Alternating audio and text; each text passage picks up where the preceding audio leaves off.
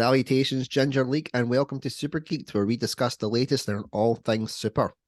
Your host, Susan Sutton, is absent today, but I'm still going to be your regular Ginger, Andrew, and I'm joined, as usual, by my partner in crime, Kevin Tierney. Kev, how you getting on, my man?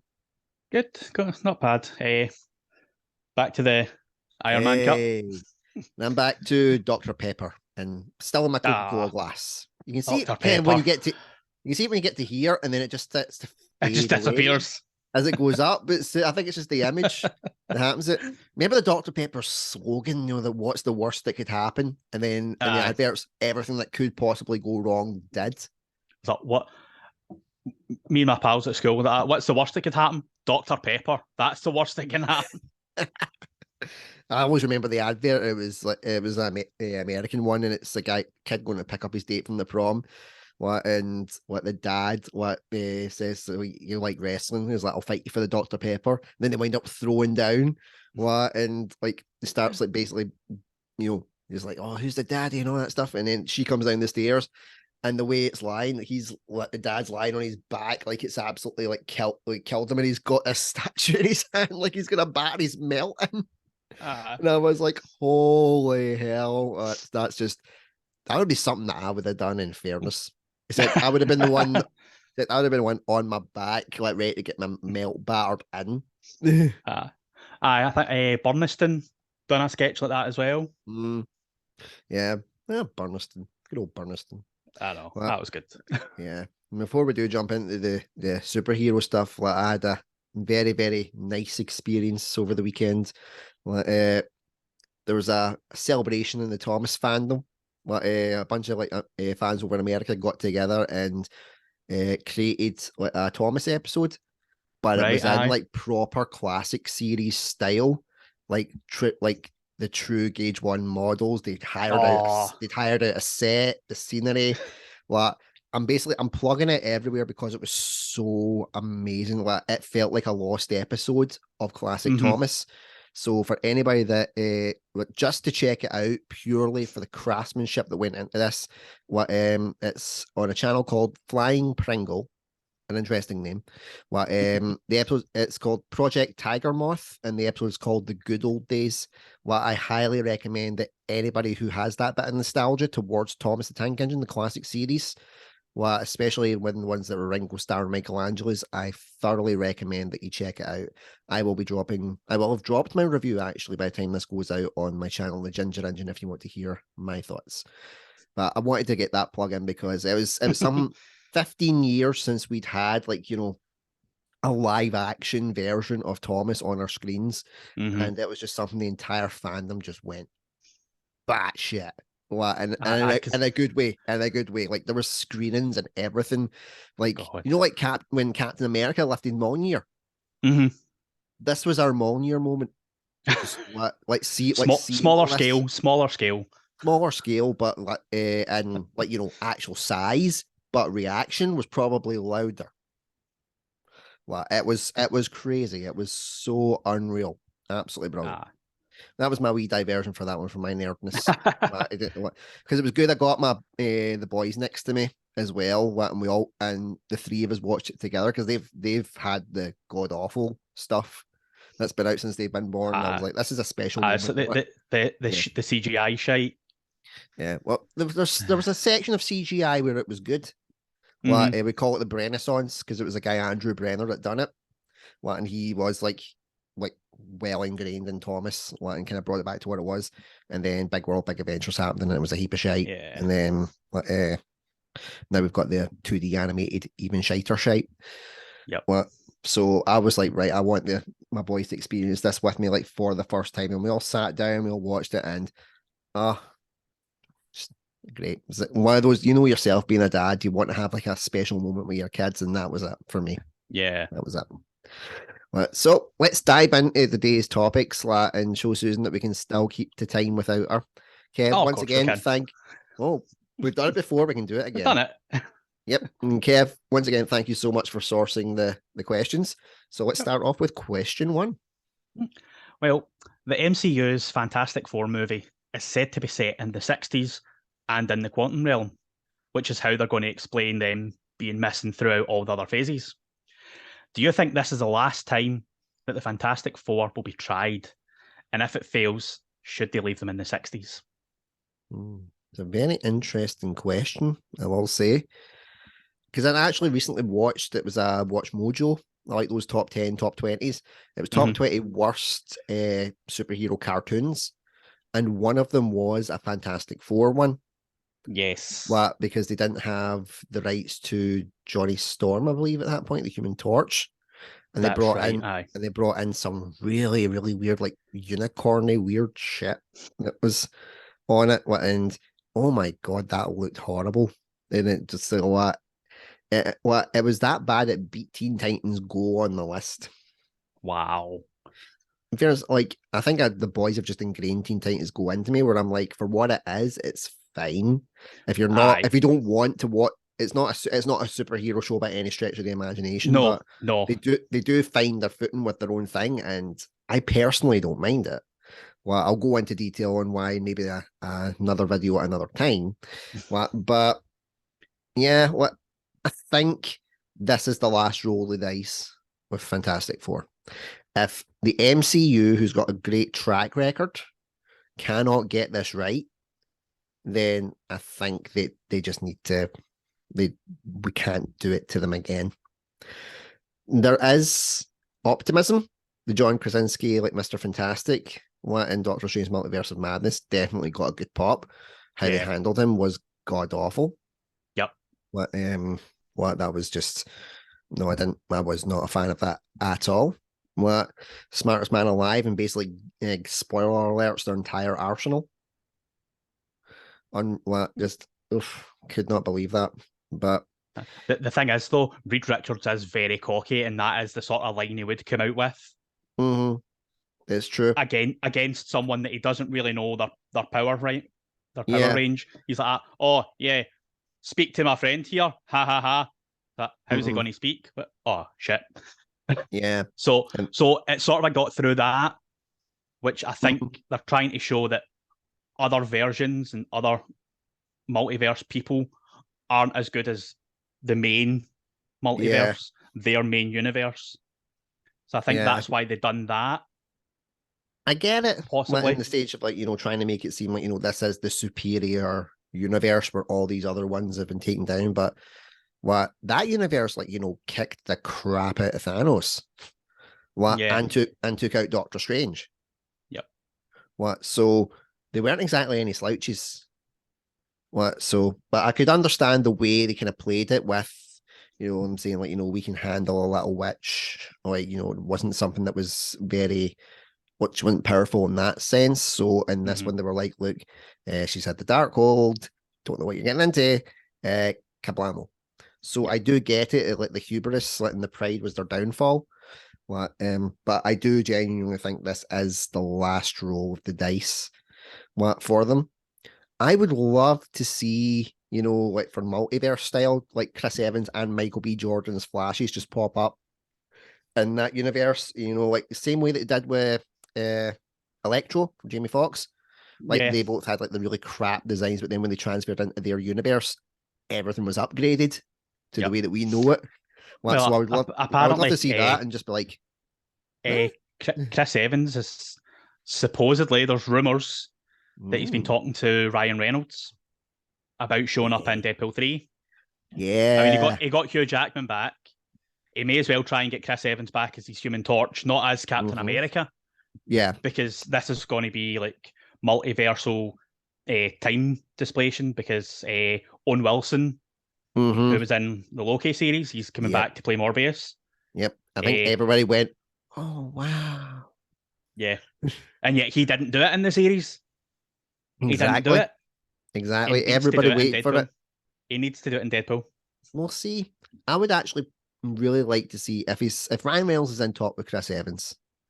Let's forget Captain America. Let's forget the Human Torch. Get his character for Scott Pilgrim. Or the Losers. Yes. Something something extremely random, something that no one really would expect until we've just kind of went, okay, here's the idea. Yep. But any kind of other styles that they have played in the past.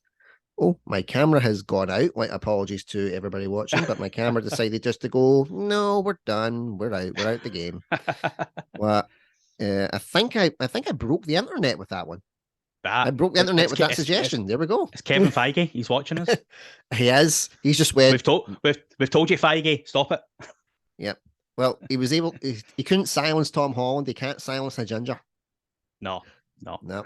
So we'll see what happens with it. But I agree with the point. It's the last roll of the dice. They've got, well, if they don't get it right, Marvel's first family will sadly become their first casualty. Yeah, it's not been a great success with the Fantastic Four. I mean, the one for 2004 or 5 and 2007, they were okay. Yeah, but I personally didn't mind the first one for what it was. The cast was good. Well, aside from even the Doctor Doom, I thought, well, maybe a couple, if they have a chance at a trilogy and build them up to be the Doom he's meant to be, I could see it. Well, I mean, Julian McMahon done what he could with the script. I mean, he is a terrific actor.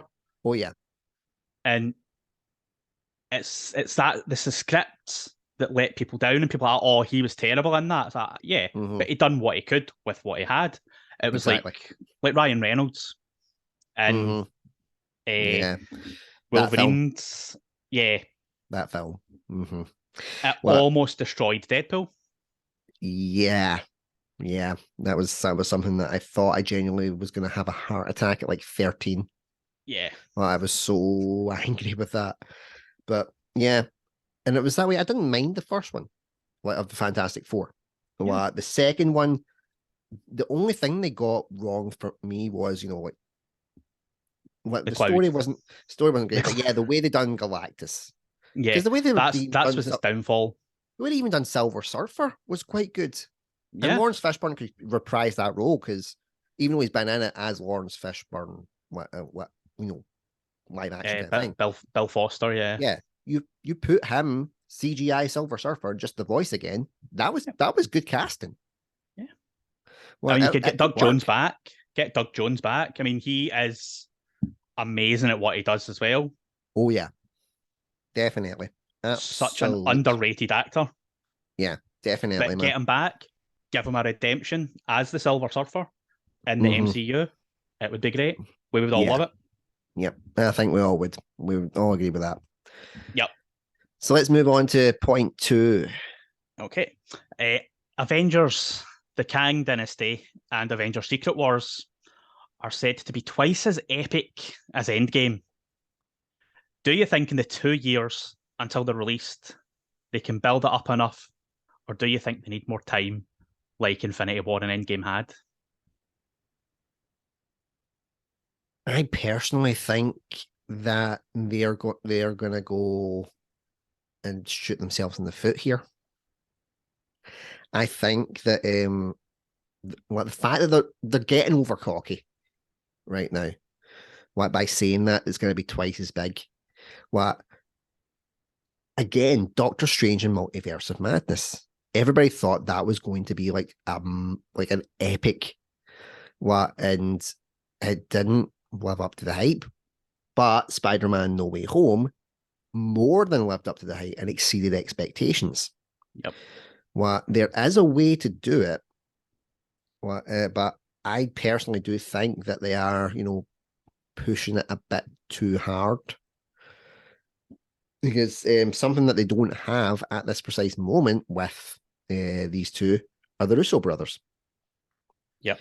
And they knocked it right out of the park. Like Winter Soldier was just like the best debut they could have possibly made. Then they did, Civil War.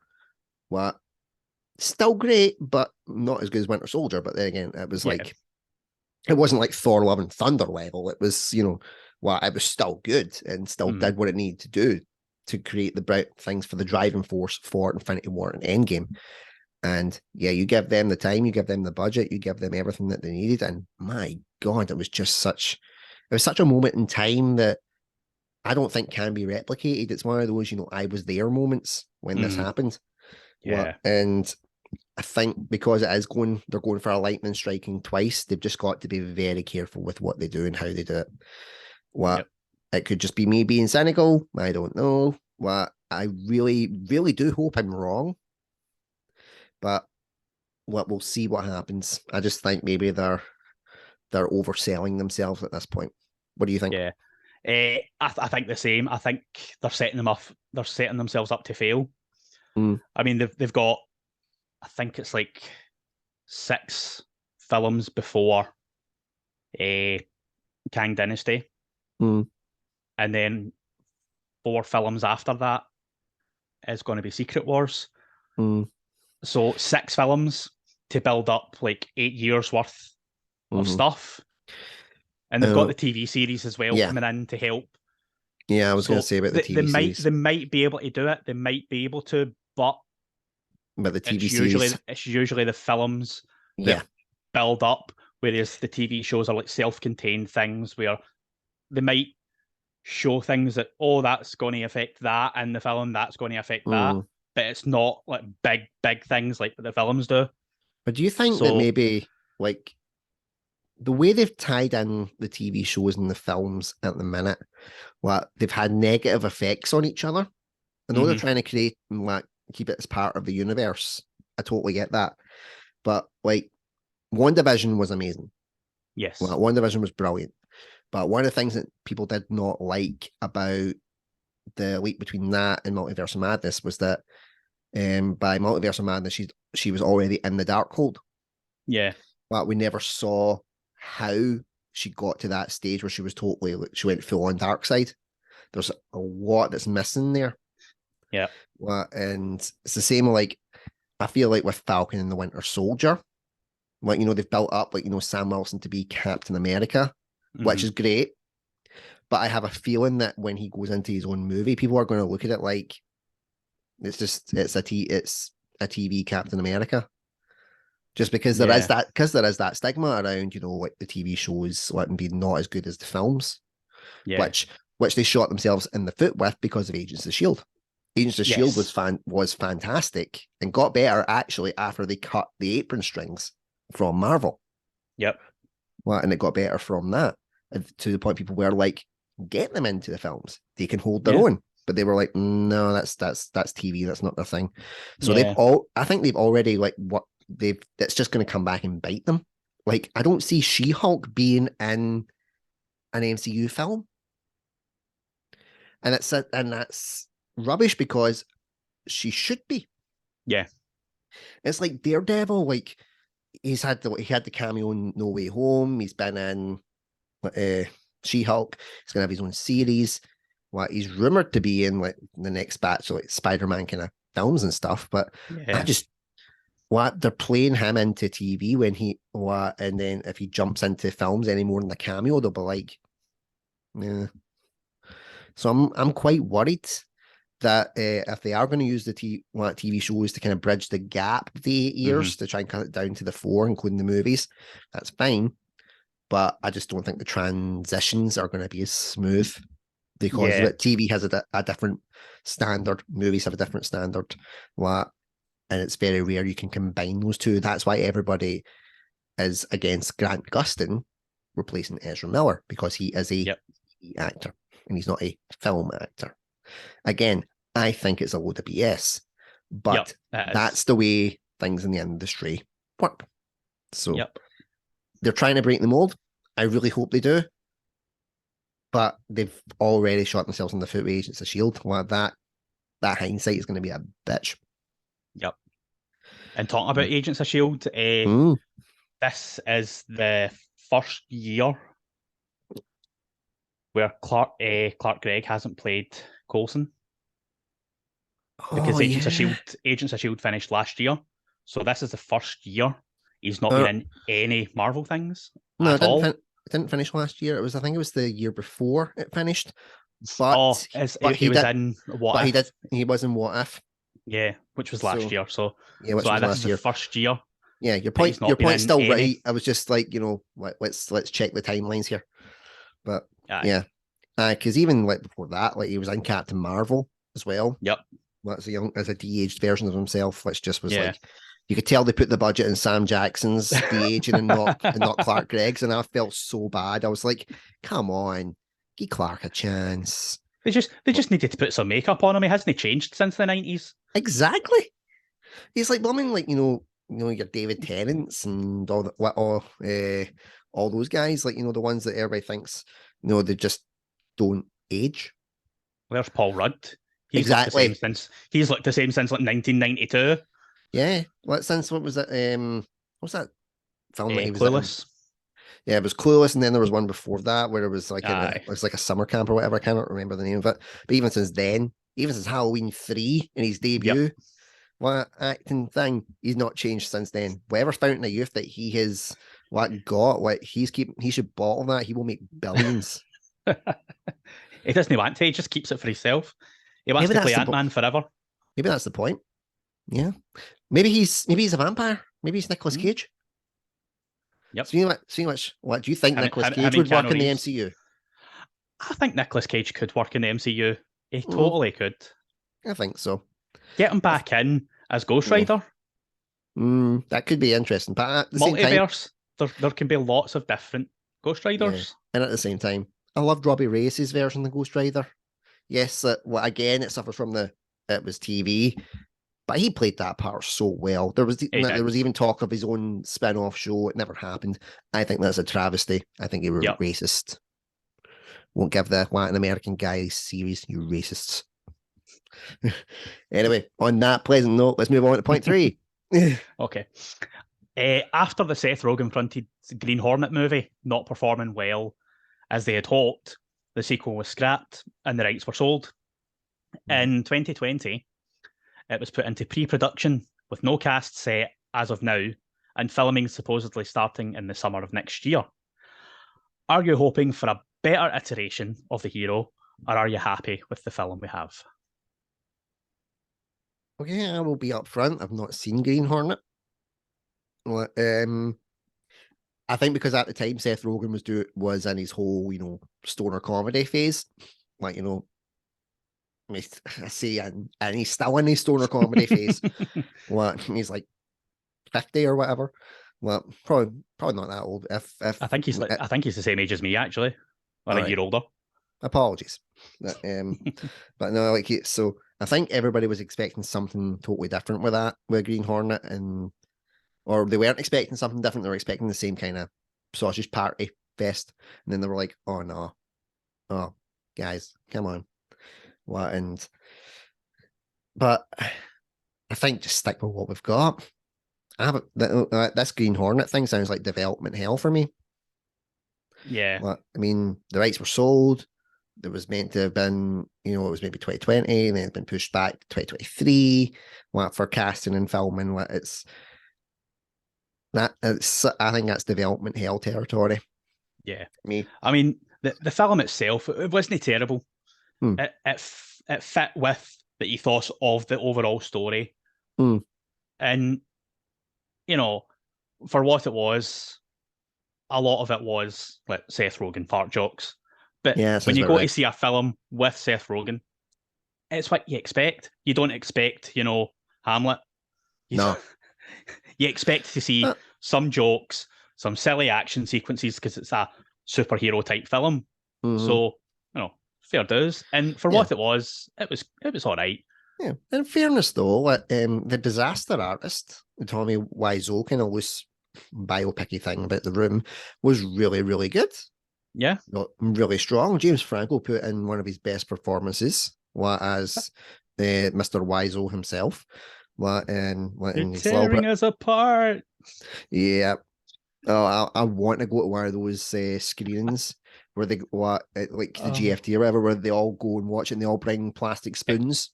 And anytime there's spoons there, they just launch it. I would love to be there just to watch it and just let's see it in that type of glory. It just shows you that if you make pish, as long as it's funny pish, we can get by it. It becomes a cult. That's it. Did you ever see Tommy Wiseau's Joker audition? I did. It was actually really good. I was really, really surprised. The only thing was the inflections of his voice. It was, "Have you danced with devil in pale moonlight?" And I was like, okay. okay, sort the tone, the rest of it, the look was good. The thing is, that is the way he speaks. If you see interviews Yeah. and stuff, Oh yeah. it's a total Christopher Walken. He doesn't know that he's doing it. That's just the way Mhm. he speaks. And Yeah. people walk up to Christopher Walken and do the voice. Is that who's that? Because he Mm. doesn't hear it himself. It's just Yeah. that's the way he speaks. Yeah. It's quite interesting when you look at that. But that would be someone would be interesting. Like if they ever did like like a one-off kind of 60s Batman, like his Hmm. tribute to Adam West or whatever, just get Tommy Wiseau as Joker. Do you know What? what? They could actually have him in the next Batman. See, just the Batman. Yeah. He could be Professor Pig. Oh, Think about that. I actually did not think of that. That's a really good shout. It's completely out there, but it's Yeah. something that he would totally fit into really well. Yeah. Actually, Get his name wow. back out there. Oh yeah. Yep. Let's get the Wiseau out. Well, you've heard it here first, guys. If this happens, well, it's something very, very intriguing. But yeah, Green Hornet, sadly, I could not comment really because I've not seen it. I just kind of steered clear of it. But by that point, I'd heard the reviews weren't the best. But at the same time, I was like, it's it's Seth Rogen. What do you expect? And a little fun fact for you, Sausage Party. yes. You know the animation style that was done for that. You know what they were working on as well. The animators that did that film. Nope. Thomas the Tank Engine. Ha. Fantastic. The same animators as Thomas the Tank Engine and Friends animated two sausages fucking. As you do. Yep. That's just now that is fucking range, my friend. Oh, That is range. brilliant. Absolutely You amazing. should probably give Green Hornet a go. I mean, it's no Morbius. It's not Morbius. Oh, thank God. What? I still have not watched Morbius. I, I'm wanting to watch it just in the interest of science, just to see how I feel it's came across. Because there's some films that have come out and people are like, it's completely trash, like the 1994 Fantastic Four, Yeah.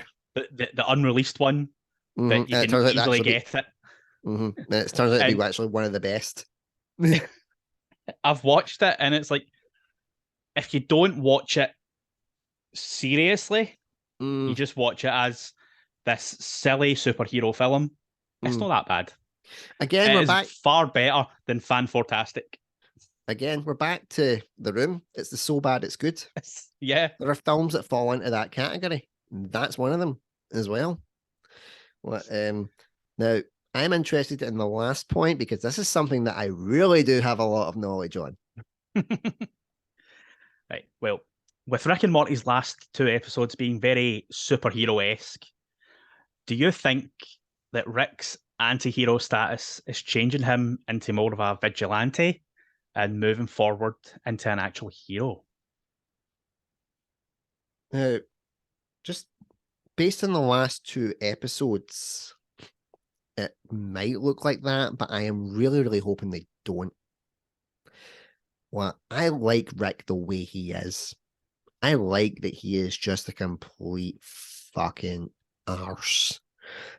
It's like he's brilliant with everything aside from, how to be a human being. Yeah. He is the Doctor Who of that universe, but like a sad, pathetic, alcoholic Doctor Who. He is fantastic. The superhero stuff. I mean, Dan Harmon and the writing staff they're superhero guys. Some of their writers went off to work in the MCU. Yep. Especially after the Vindicators episode. Now that was fucking genius. That was brilliant. It tore the superhero genre apart, and that came at a time when superhero fatigue was it looked like it was going to come, and then they done that and actually gave. And then it sort of was like, oh wait, this is good. This is good. Yeah, and actually gave the franchises a little bit of a boost. And they're like, okay, right, we see you, we see what you've done. We'll maybe lighten it up a little bit, and they have, and they've given that we kind of new lease of life going forward. But Rick works better as an ass. Yep. Works better, like completely flawed. It was like in the series before it, they established his canonical backstory. Well, and I liked the fact that there was no set backstory for him. I personally liked it because it's like the Joker. You know, if I had different versions of my life, I prefer it to be multiple choice. I liked that. I liked the mystery around it. And maybe not having something until, it was like confirmed it was on its last legs, and then we just got a whole dump of it. But at the same time, when the way they'd done it was good. The way they'd done it was good for that episode, having evil Morty. I love evil Morty. Yeah. I think that's the backstory I want to know about, and that's the one they're keeping closest to the chest because they know it's got to be good. And I'm just like, there's so many theories, so many. It's like, evil Morty is his original Morty. They're like, it's like it's a Rick that basically his consciousness transferred into a Morty. There's so many theories around it, and I'm like, so much they could do with it. The best theory I've heard about it is that Morty, evil Morty, is actually the original Rick from a different universe that doesn't have a Morty. And he grows up to be Rick. As he gets older, he starts to see that he is Rick, and he's like, oh, fuck. Evil Morty is actually the original Rick. That would be a very, very interesting one. That's a good one. I've not heard that one, actually. Yeah, and that's why he goes by Rick Sanchez. Interesting. What do you think? Do you think that he should be more kind of anti-hero or vigilante, or do you think he should just be like, the way he is? I think if they are pushing it, they should just get him to, vigilante status where he can still be as, Rick as he is. He can still be like that and still get away with everything rather than being, a hero where he can't get away with things. And they sort of showed that in the latest episode where he's like, he takes on Pissmaster. Yeah. What a name. What a name. I know. But it's like, he gives him, it's like Rick's like, oh, well, he's killed himself because of him, but that's because of me. So I'll go and, give him a redeeming story. But then it turns out that it was Rick getting the redemption story, and it's like, he doesn't need that. Yeah. But he keeps the note.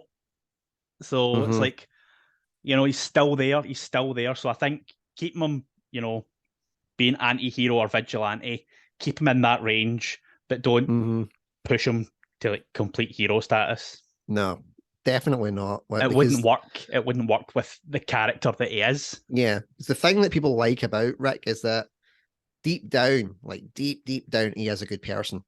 And he shows it in spurts. He doesn't show it all the time. There's just and you'd get the little moments where you're like, oh. Yeah. Like, I mean, you could pick ones from like kind of each series. My own kind of personal favorite, and it was such a subtle one, was in the first series when they established like the Council of Ricks and stuff, and Rick's on the table, like the memories are flashing in front of him, and his eyes water. He starts to and he goes, and they go, "Are you crying?" He goes, "No, I'm allergic to dipshits."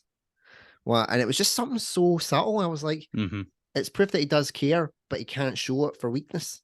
Yeah.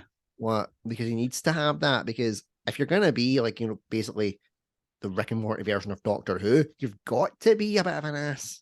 Yeah. You've got to have all this kind of stuff. If you're gonna be like, a time traveling planet fucking kind of guy, then you need to have that edge about you. And it would throw the dynamic out of whack. Yeah. Because Morty's still at his core, like, the heart of that little duo. But I personally would love to see, a spate where Morty just turns and becomes like purge Morty. Like where he finds out, there wasn't any purging all in that. It's proper. Yeah. That was the darkness in him, and maybe questions at everything that's been going on with Rick, and then maybe teams up with evil Morty. Then through the stuff that's going on with that, realizes he's made a mistake and has to come back. Yeah. There could be so many angles that they play with it though, and it's brilliant. I know. Just from from the stories that have come out in these past like 8 episodes, there's like another 2 or 3 series that they could get out of this easily without Well, having to fudge any stories. Well, he did say 9 more seasons. 100 So more that, seasons. 100 more seasons. Yep. I think as long what they got past, like once they got past the first 2 series, and then the attention kind of went up with it. It was like, okay, we'll do it, and we'll get the 3rd season, and then everything exploded with the Pickle Rick memes and all the Pickle Rick stuff. Because season 3 wasn't technically the strongest, No. but it was the most commercially viable. Yep. So that gave them the leeway to go, right, give us this money, give us this, give us that, and just watch us go. And then they got to go back to being, themselves. What they were. Yeah. Like totally nuts. And I'm okay with that, Well, mate, continue. Yeah. I just loved seeing Jerry kick the utter shit out of Pissmaster. It was hilarious. Mm-hmm.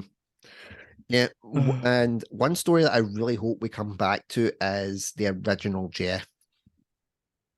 No, sorry, the original Jerry. Sorry, from Cronenberg world. Because he is so good. Because he's just a complete ass. I think if he met, our Rick, first to try and kill each other. Oh, aye. Obviously. But then I think after they maybe beat themselves up, a couple of things that maybe Jerry had the upper hand on him, it would be like, maybe there would be a mutual respect thing. And it'd just be like, okay, right, you do you. Catch It's like you're the son-in-law I wish I had. kind of thing. So it could be interesting. To see how they go. That's one thing I'm like, I loved when they revisited that in the first episode. And he just did not give a shit about his son. He's just like had to write this really fast. Thought I'd have more time. Yeah, it was just a case of I was like, you guys held me back, so bye. And I'm like, good. I like it. Anyway, we are coming up on time. We're hitting it. Susan, we did it without you. So there we go. We're all here. So until next time, everybody, first of all, thank you so much for watching. Feel free to like, subscribe. I have been Ginge. Kev has been Super.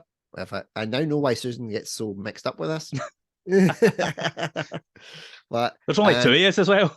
Only 2 of us, and I'm like, go one way. I was like, yeah, there we go. I got it. Just don't turn around to point at me. I'm watching you. I'm watching you, hand. Right. Well, everybody, we've got to go. Thanks so much for watching, and take care. Stay safe. Bye-bye.